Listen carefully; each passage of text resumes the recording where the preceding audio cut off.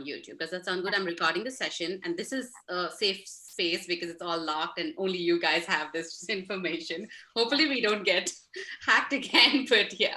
All right. I do want to start over just a little bit, and perhaps, Rebekah, maybe you can give us a quick intro again about, what you've done with OwnTrail and what OwnTrail really stands for, and talk to us a little bit about AuthenTech. How did the idea come into being, really?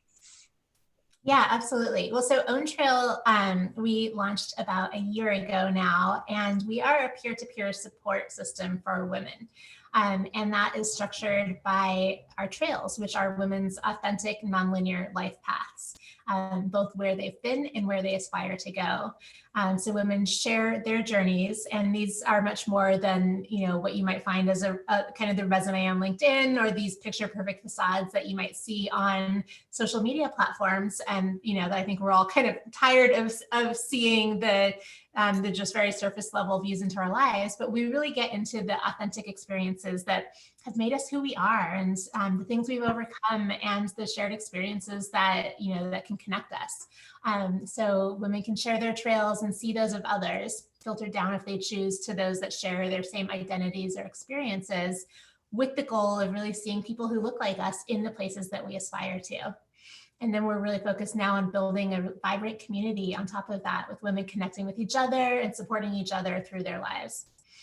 So as we have been building that, and as we've been talking with different investors and business experts, we've really kind of noticed this this trend of feeling like we don't necessarily fit any of the existing check boxes. We don't fit cleanly into the kind of types of business models that have been established as being in existence, or we get advice a lot of the time of, this isn't really how businesses are built, or this, you really got to focus on the revenue first and grow that. And then a lot of these kind of themes where we're like, that's not really us though. And we are building a large successful business, but we're doing it in a way that's really keeping our values as our North Star, and that we won't ever treat our community members as commodities, and we're really creating dynamics that don't create this level of addiction to our platform, but more intentionality around experiencing, getting what you need, and then feeling better at the end of it, right? As opposed to these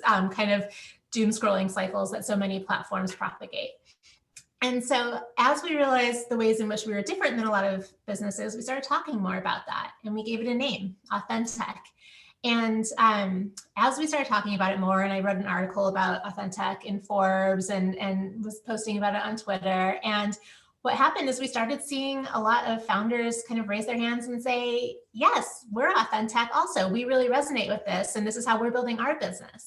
And so what's happening now is there's a really vibrant and supportive community forming around that, including women that are on this panel here tonight. We have about 50 companies that have identified as being AuthenTech, and a Slack community where we're all really supporting each other and having conversations like this, and really kind of speaking into existence this new kind of business model and supporting each other along the way. Thank you so much, Rebekah. That's so incredible that you've been able to kind of build out OwnTrail and put this idea in perspective for a lot of people, and paving the way really in technology and in the tech space. So thank you so much. And with that, Liz, I really wanted to kind of ask you a question. At Fresh Chalk, it's a platform which really provides recommendations of products to people using communities, right? Which is incredible. Talk to us from your lens, like how important is it for one to really build out a community before even building the product, or can one do that in tandem? Well, I think that it all depends on the business. For us, the community is really the core of our offering and why we're different. So I think, correct me if I'm wrong, I think you're in New York. Is that right? That's okay. Right. So right now we're not fully launched in New York. So you have a little different experience than people in a market like Seattle or Atlanta or Portland, where it's both local businesses and products. And we really exist to help people connect and get recommendations from people they actually know. So we definitely are a site that feels strongly that quality is more important than quantity when it comes to this type of information exchange. And so we are all about helping people find and follow people that they actually know in real life, or maybe friends of friends or acquaintances, and to source recommendations for the best local businesses and the best products out there from those people. So just kind of as a data point, the average member of Fresh Talk has 9 people that they follow, and through those people they have almost 200 recommendations in all different categories, which is more than they probably have ready and waiting for them on another site. So to create an experience that's different from going and doing a search on Google where you get 180,000 results for what you're trying to find, we want to give you the experience where you come to Fresh Talk, you type in what you need, and you get the answer from a friend right there without having to disrupt their evening to get their recommendation. And so we've had this approach of kind of trying to grow from the inside out, where, you know, it's not just like get anybody onto the site who will make a recommendation. It's, you know, find people who are connected to our existing members and have them, you know, participate in building that resource for the entire community. So that's how we've approached it so far. And people definitely seem to have a preference for getting, you know, stuff from friends. It just feels good. And you feel like you can help businesses and product companies in a way that, you know, is very supportive. Oh, no, absolutely. I think, you know, me for one, I know anything I use or any product I use, or like any services that I avail, I always ask my immediate network or my community, like, what do you recommend? So I think this is such a unique and interesting business model that you've really kind of put together, and what you're really building is incredible and very useful for sure. And I'll add one more thing, which is it's really in response to the fake ads and the fake reviews that are not the fake reviews that are on a lot of sites, and you just can't really trust what you read unless it's from someone that you know. So that was the reason for building it. No, that's amazing. And with that FLIK, you know, Michelle, I really wanted to go back to you. We've spoken very briefly about it, but you have like really built out this incredible community. Can you tell us a little bit about FLIK? What is FLIK, and how have you scaled the community so fast? Yeah, for sure. So FLIK is a platform and community hub that connects female founders and leaders with female students from across the world through meaningful apprenticeships. So founders are able to get helping hands on their businesses. As we know, a lot of female founders are notoriously under-resourced. So they get helping hands on everything from, you know, marketing to software engineering to business development and everything in between. And students are able to gain career relevant experience, skills training, and mentorship under established female leaders, kind of get that inner look into entrepreneurship. But like I mentioned earlier, we never really expected it to turn into this tech platform. I think a really great way of how we've been able to build community is by not intentionally building a tech platform in the beginning. So FLIK started off as a media company. My co-founder and I were in Next 36, one of the top entrepreneurship programs in Canada, and less than 18% of our cohort were women. And there weren't a lot of female founders and there weren't a lot of female mentors. And we realized that there just aren't a lot of women that are encouraged to be entrepreneurs in the first place. And so we set out to just share the untold stories of visionary women. We wanted to start sharing their stories, making articles, making videos with them, so that we wouldn't just be two random girls, you know, reaching out to people for coffee chats. We were like, actually, we'd love to sit down with you, do interviews with you, and everybody wants content, right? So we were pretty much making free content for people as well. And the more that happened, the more we talked to female founders, they were saying the same things. They were saying, I was so under-resourced when I was starting, or I wish that I had had a mentor, or I wish that someone had told me that I could have done this when I was 21, 22, 23. And then on the flip side, everybody who was watching our interviews and reading our articles, they happened to be female students, because they were like, I've literally never heard stories like this before. All the entrepreneurs that I've heard of are Elon Musk, Bill Gates, and I never thought that becoming a founder was something that I could do, because I've never seen anyone else do that looks like me. And so all these female students were like, I want to meet these people. And so we kept on getting emails of students being like, can I meet this person? Can you intro me to this person? And we had started FLIK as a side hustle. It was just a way for us to get connected to a lot of female founders, learn from their stories, and also share their stories. And we realized this was also a really big need. You know, we even reached out to Ariana Huffington because we were just like, why not? And she responded to us being like, oh my gosh, I would love to do this. And we were supposed to meet with her, but then the pandemic happened. Wow. And yeah, we were supposed to like meet with her to do like an in-person video interview with her. But we realized that when we were reaching out with this context of we want to support more female founders, we want to support more female students and share your stories of how you got to where you are, everybody was in. Everybody was down for it, no matter if they were huge, if they were smaller, they were just getting started, like everybody was in. And so getting all this organic feedback, I think we started building the community off the media. So we had already built like a newsletter subscriber just off of our media, off of stuff that we were doing, you know, like it was like our side venture at the time. And we started asking everybody in our community. We started like meeting with everybody. We were like, we're getting all this organic feedback through all these interviews, but let's make it a little bit more pointed. Like, what do you need? Since you're already here, I think I would take like 10 to 15 meetings a day with all of the founders and the students who are already in our newsletter community. And I'd be like, what do you need? What can I do for you? How can I intentionally build this community for you? What is not already out there for you? And again, they would say the same thing, like founders are needing help with their businesses, and students are needing more resources, or needing career relevant experiences. And so we built the product with community in mind. And I think that everybody felt like they were part of building the product, because literally every time somebody would send us an email being like, this is feedback, I would personally respond to them being like, okay, this is how we're implementing your feedback. This is kind of like the timeline of it. Like everybody felt like they were part of, and they still do feel like they're part of the product roadmap. And we literally, the story of it is that we built this product for this community. And I think our community now drives a lot of our community building themselves, because they talk about their experiences at FLIK. They talk about how they haven't been able to find something like this or a community like this elsewhere. And so the word of mouth of it has helped us grow a lot. And the media drives the community building. It's not just the media that we're putting out. We're still interviewing female founders that are within our community and putting out their stories, but it's not just that.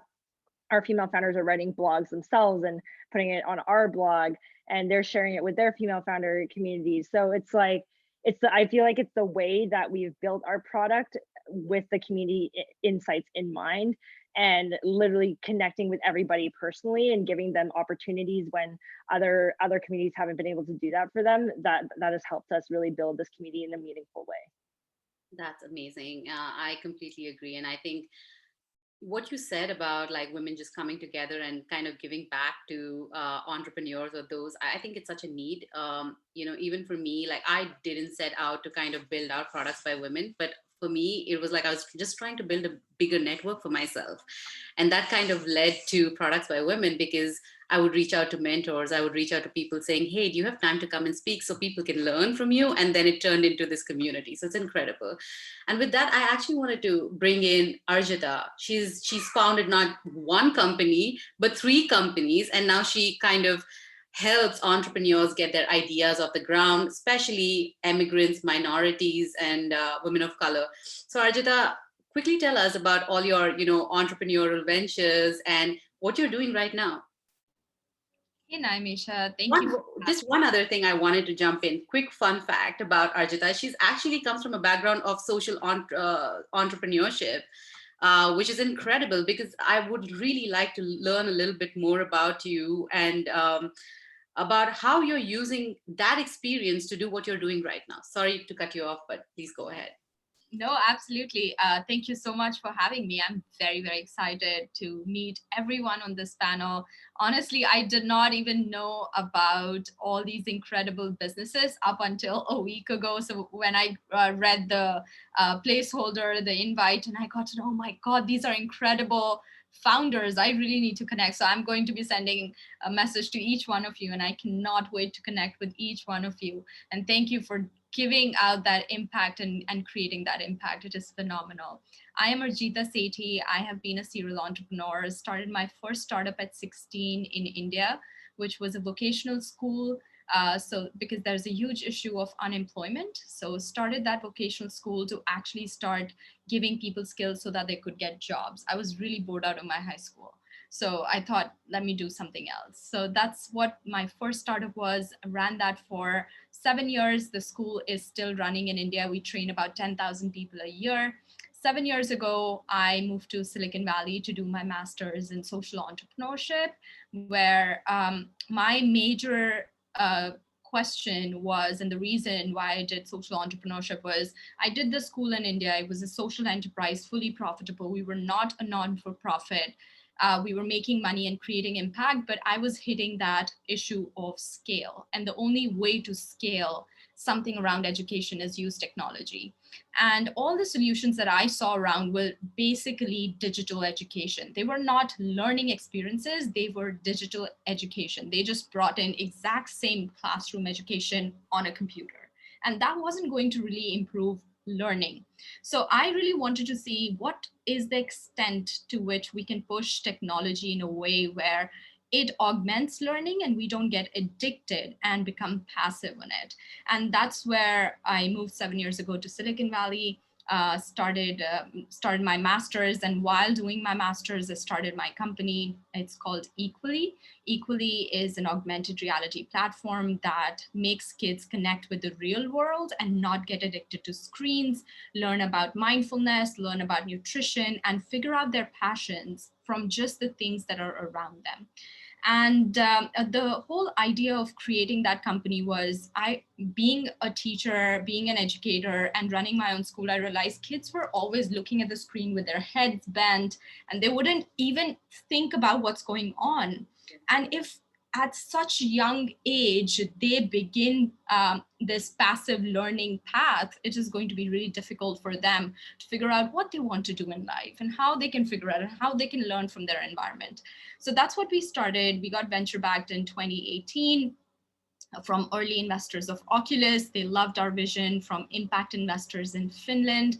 And our research still happens in Finland because education is ranked #1 there. Well-being of a child is ranked #1 there. So our R&D still happens there.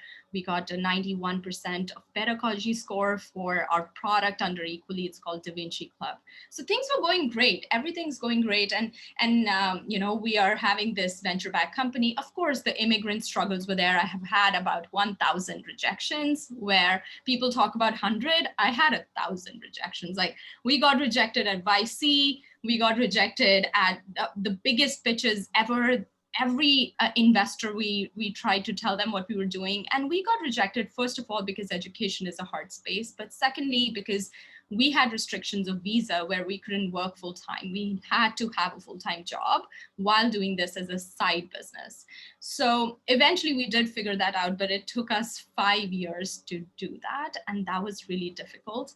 And I thought it was just me. I was the only one who was creating this company in silo, an immigrant. Generally people come here from India, do their tech jobs and are happy with that. And, once they become citizens, they think about a company. But then a lot of people on my Instagram started reaching out to me and started asking, hey, how did you start your company? You're an immigrant, you cannot start a company. What did you do with your visa? And I started talking to them. And then they said, okay, then how did you launch your company? What is the step one? I said, you're in US, you're in Silicon Valley, you have all these resources.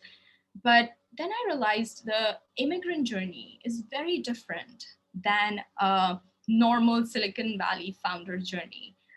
We cannot have this as our full-time gig. We cannot be living in a garage and working on our idea all the time. And that is when I started asking founders literally on my Instagram, hey, I'm running a free training on how to launch your business as an immigrant. Do you want to do that? Are you still running that training? Because why is it that currently this week, I'm a student on an F1 visa, and I've been going back and forth with my attorney for a parachute and my international office people on how to do this, and nobody knows how. So I'm going to talk to you because this is wild. It's the worst thing ever, guys. The actual worst. So see, yep, let's talk about that.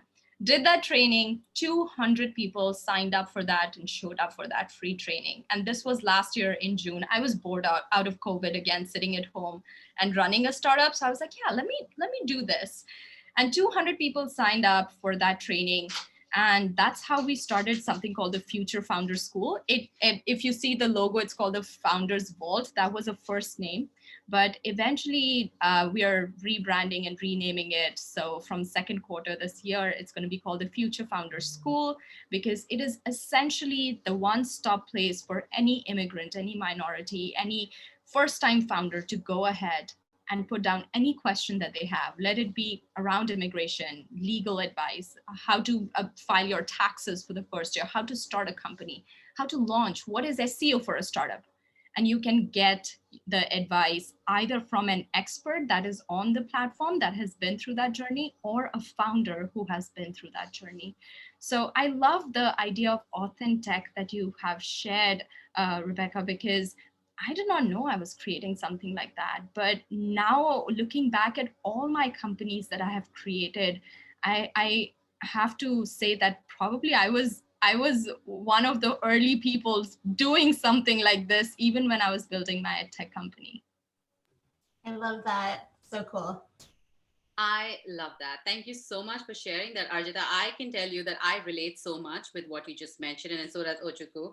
And I'm sure when Michelle comes and does her B school in Colombia, she's going to be in that's her same exact boat.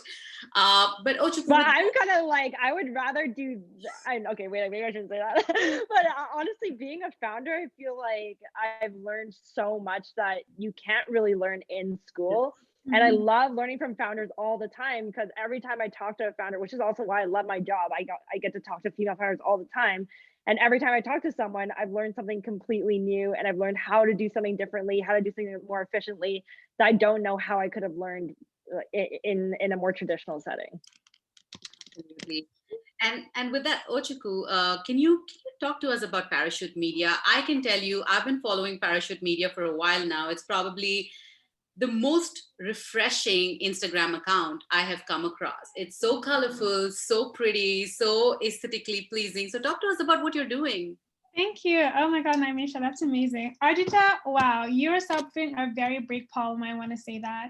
It's so weird, because I think we need to have more of these conversations, especially with like minority founders, female founders, BIPOC founders, because the problems that we face are so unique and are so different.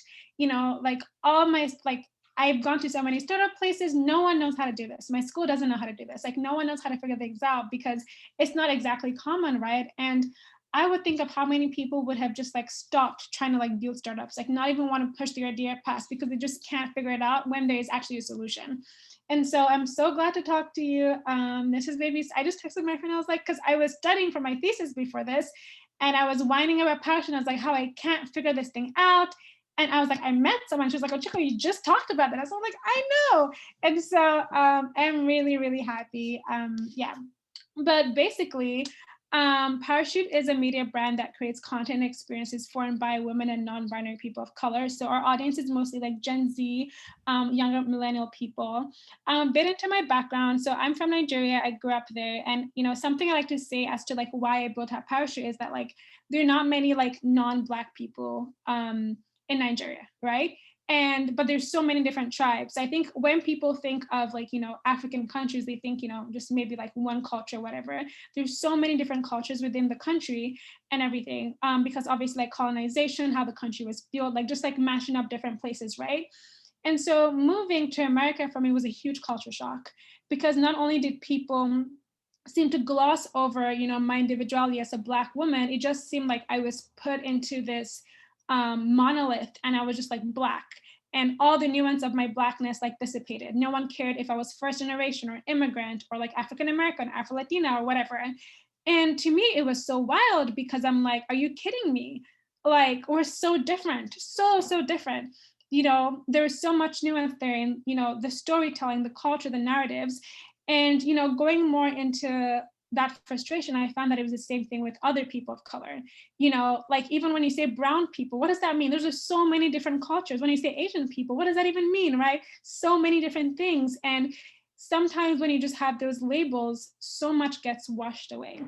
And I think also I had a hard time with the kind of narratives we're hearing. It was a lot of trauma.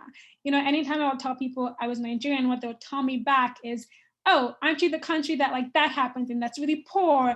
And that like, don't you all die from malaria or something? And I was like, you know, it's weird. It's not like people don't die from malaria or something, or people aren't poor, but people are poor in America, right? You know, I don't know if you guys have heard that TED talk of, you know, the power of a single story.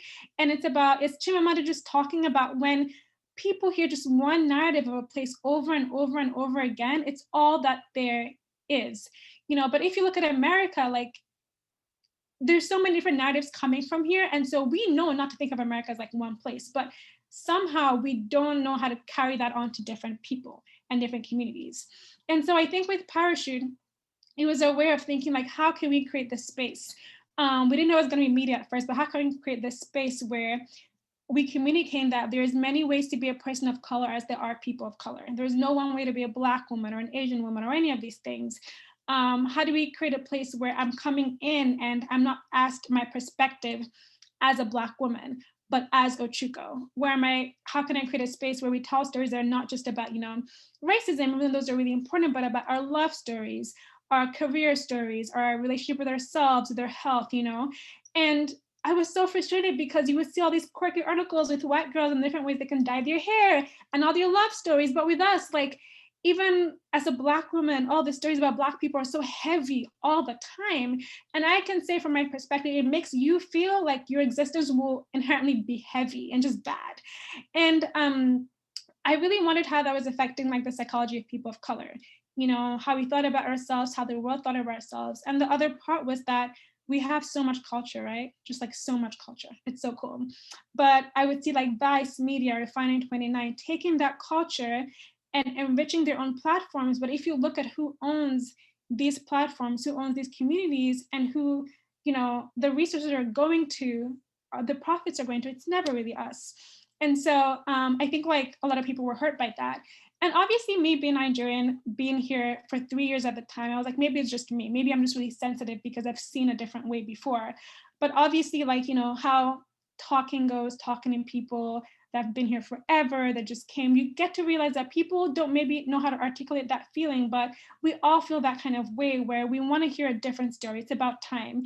And so that's kind of like what Parachute is. We're creating those narratives where, yes, I'm Ochuko, I care so much about racism and about all this institutional stuff, but I also want to get a boyfriend. I also think Bumble is weird because I don't want to text people first, but I also like Hinge more, and I want to be an entrepreneur, and I like, should I shave my legs? Should I not shave my legs? You know, like, it's like I'm a whole entire person. And so that's what we're doing. We did a lot of focus groups, obsessed with you, Michelle, a lot of focus groups before we started, and we asked people like, what is the one word that you want to see? And it was joy. You know, and this was in the middle of like Black Lives Matter and everything, when we had these focus groups, like hundreds of women of color, week after week, day after day, groups of 10. And they would be like, you know, we had people tell us that I have a separate Instagram account where all I follow is like puppy pictures and like pictures of like yellow things, because I don't want to see how they're killing me all the time. I don't want to see all these like listicles of ways you can do this and that. I just want to be. And so that's kind of why, you know, Naimisha talked about our Instagram page or content. It's very like joyful and happy, obviously not ignoring all that trauma that has to do with being a person of color, because unfortunately that's such a part of our identity, but being like, hey, you know, you're not just trauma, right? You know, like you're also all these other things. And so, yeah, that's what we are. And I think a huge part of that also is, great. A huge part of that is, you know, asking why that came to be in the first place. And I think something that we realized is, who gets to tell these stories anyway? You know, I think sometimes, especially in American culture, we love to hear about how we're helping other people, how it's worse in other places. And so that's the narrative that kept being fed to us, right? And a lot of the time, like all these amazing journalists are not people of color, you know, because of like education, opportunity, connections, whatever. It's so hard to be creative. And so we start being like, okay, do we want to do the same thing as other media companies where we have like just a team inside, me writing on behalf of all Black women? No, you know, I want to write on behalf of a Black woman who's 22 years old, who just came to this country, basically me. I can't speak for my roommate upstairs, who's also Black and African. And so that's why our content is going to be pretty much entirely user generated, right? Where Audita does not have to speak on behalf of all Black women, all immigrant entrepreneurs, but as herself. And we're hoping that with that, people will come and have these stories, these narratives, and be like, oh my God, is it true that all people of color don't think the same? I would never have thought. And so that's what we're trying to get at. So I'm really, really excited about all of it. We are just launching our editorial site this April, so all our content, and I will make sure that you all see that when it launches. But yeah, that's what we're doing, and I get so excited when I talk about it, as you can tell. So I had the opportunity to speak with Ochukwu just yesterday. So, everything is fresh in my mind. And today we had someone submit a user-generated content piece on our Medium for publishing. And it did start with all the history of how Black people have kind of, the entire community has kind of faced so much of being treated unfairly and a bunch of other things. And I was just like, you know what? I just spoke to Ochukwu and the rest of the article was about celebrating Black people. So I was like, no, we're going to flip the narrative just a little bit. So we removed the extraneous part of, just and started celebrating all the good pieces. So thank you so much, Ochukwu, for kind of sharing that piece. And I really think that's very important for us to do. And you have such an amazing, joyful vision of how we should really be representing, the media outlets, especially when it comes to people of color. So I think that's incredible. Kind of, no, of course, no, switching gears just a little bit. And thank you so much for all the amazing comments that are coming in. Michelle, Arjita, thank you so much. But I wanted to talk a little bit about, measuring impact. Some of you are kind of a little ahead when it comes to, taking the community piece and building out products. But when you're in early stages and when you just start off with an idea concept and you don't even know what you're doing and it turns into a large community, how do you measure impact and what's the next stage? And everybody's just kind of feel free to jump in, and this is a conversation. So perhaps people's take on this, because we're definitely like at the very early stages. We just launched our Instagram in August, so just a couple of months ago. And I'd love to hear from like all of you at a later stage how you've done that. I can chime in on this one.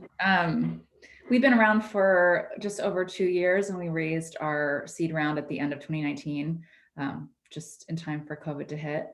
And I think I have previously built another startup from the ground floor to like a real company. And I remember at that company, just celebrating every single win. It was a SaaS software company. So every time we sold a license of the software, it didn't matter. It was like $30 a month. I was like running down the hall screaming because I was so excited. And it's kind of the same thing at Fresh Chalk, or in the beginning of anytime someone was like, oh, I found a plumber on Fresh Chalk, thanks. I was like, you did? Who was it? Oh my gosh, that's amazing. And, just really paying attention to those signals that you get from people when they just tell you how you're helping them. And I think you can build a lot of momentum, just kind of tucking those stories away, sharing them with other people, and helping the overall community see what could be if, they become involved in what you're doing. Now we see it in terms of, people just coming to our site organically, or members inviting other members to be part of it. And so, as we begin to grow, those are better indicators of whether it's working or not. But in the early days, it's so much just, someone telling you a story. So would you say that, I had another follow-up question, which is, what if, you're trying a bunch of things and you feel like, no, the response is not exactly, would you say that it's important to put out like a bunch of ideas, and everybody feel free to kind of jump in. What's the right approach? Like, in the sense that, is it okay to roll out features, ideas, products amongst below this umbrella and try new things? And Michelle, I know you mentioned that when you started FLIK, it was a media outlet. And then at which point did you really pivot into creating a platform? Yeah, can I answer the measuring the impact question? Yeah, no, please do. Yeah, I think a big thing that we found was super useful was actually surveying our community and creating impact reports out of it. So the way that we measure our impact now is like directly from data from our community. My first Forbes article was on our first FLIK impact report, where we looked at the future of female founders. So stuff like how fundraising has been for female founders, and then when we survey them, and then we come out with the impact of like how we've been able to support female founders accelerating their businesses.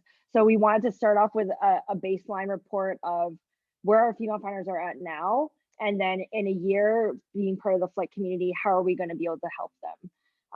So I feel like it is really difficult at the beginning to measure your impact when you have so many other things that you're thinking about.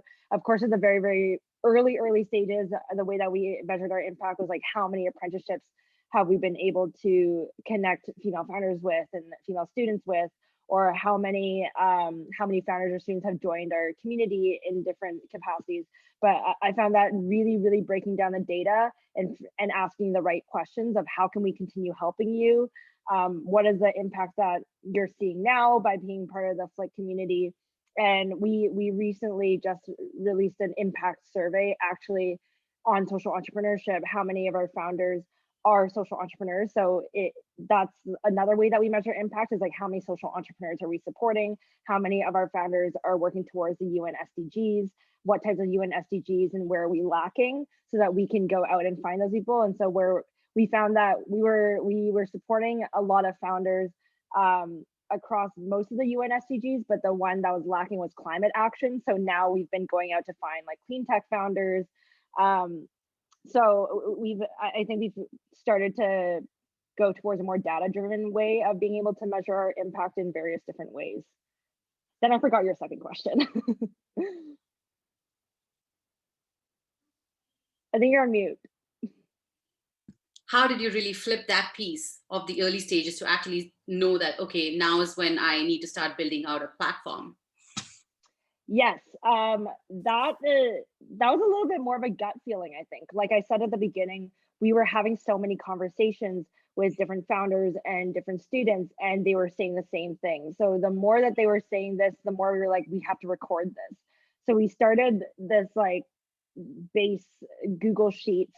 It was just, what questions are we going to ask people? And like I said, we just got on calls with people, and we would talk to like 100 founders, 100 students a week. And we would just get on the call with them and see how they answered the question, and if they answered it very similarly. And then at the end of getting on all these calls, I think we talked to at least like 500 founders and 500 students. And then we reviewed all of the interviews that we had done with them, and they were the same interview, right? Like we asked the same questions, and we saw what kept coming up. And then we looked at the problem that everybody was having.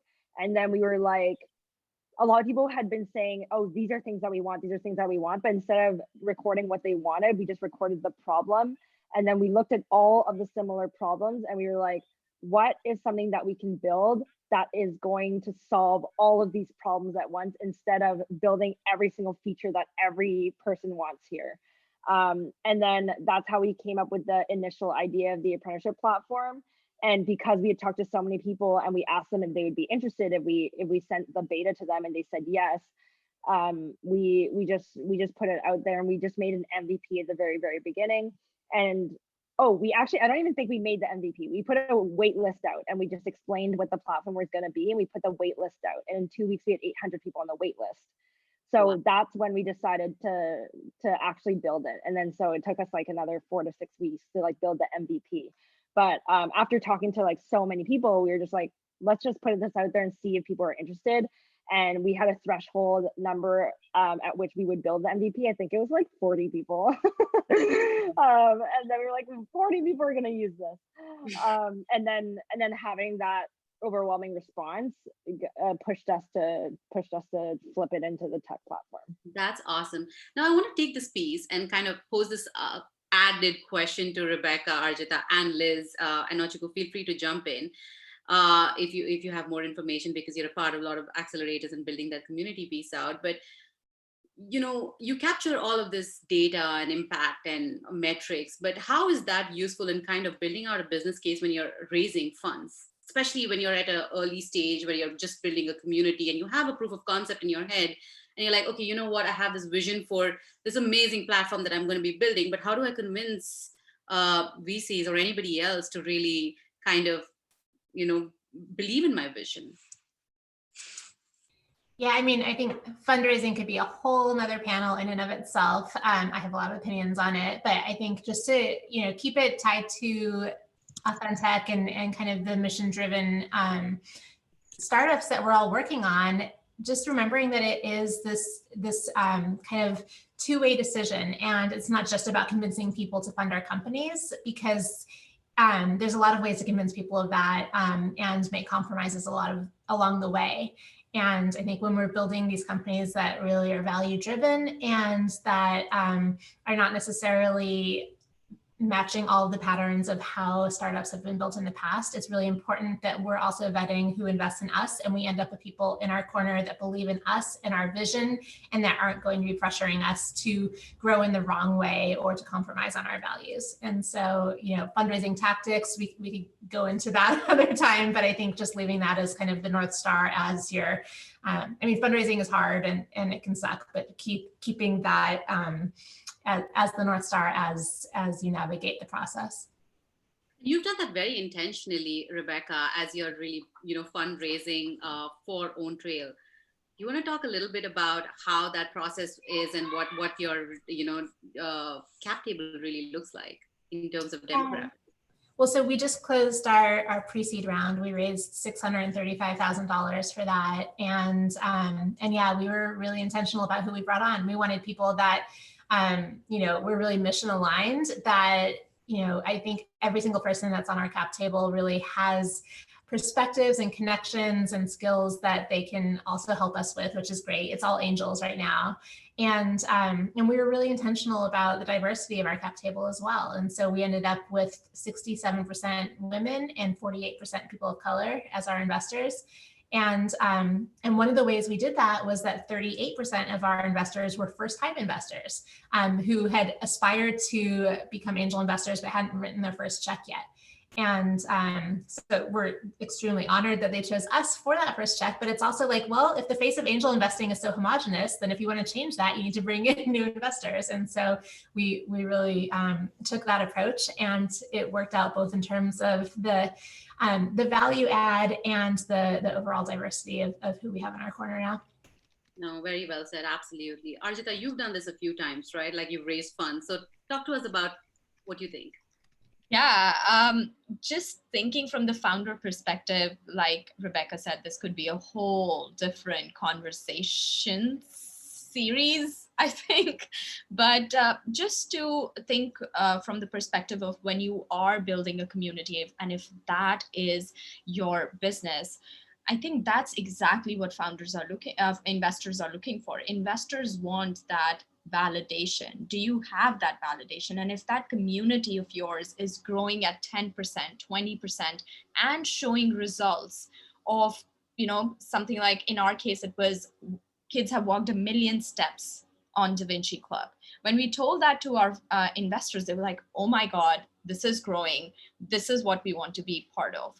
So having that metric is also a great point of validation. And that's what investors are looking for. Investors are wanting great salespeople. And this is what our investors told us. It's okay, you can go learn how to code. It's okay, you can hire some amazing person to build a platform. But will you be able to sell it? Are you just an innovator, or are you an entrepreneur? And I think community-based business models actually prove if you are a founder, do people really want to be part of your mission, your passion, your vision? That is what that validation looks like. And honestly, I feel it becomes easier if you have such a business model to raise money as compared to, I have a great product, it's about to launch, and hopefully we'll make a great sale.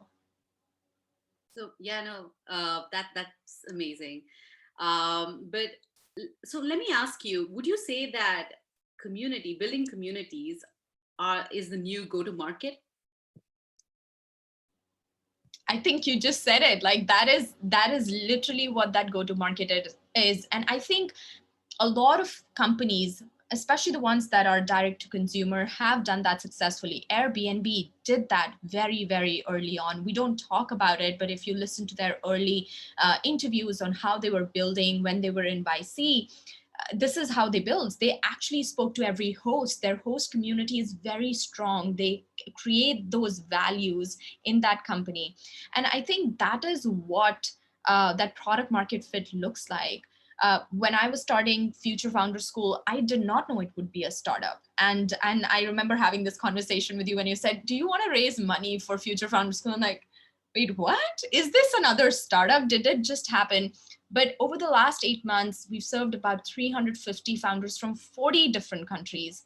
And this is just me while running 2 of my other startups that are full-time. This is just me doing things on the side. And we've launched over 50 companies with these startups. So I think that is literally what product market fit is. And honestly, I've been having a lot of investors who are now asking, hey, we would love to support you. My investors from my previous startups are asking, we would love to support you. And that wouldn't have happened if I wouldn't be always sharing, we've launched these many startups. These many founders, while having a full-time job, have a successful company in the past 8 months. So I think definitely that is the product market fit. Awesome. And Liz, would you like to jump in and share your experience? What do you think? Yeah, and then unfortunately I have to leave at this point because I have 2 kids who are wanting dinner.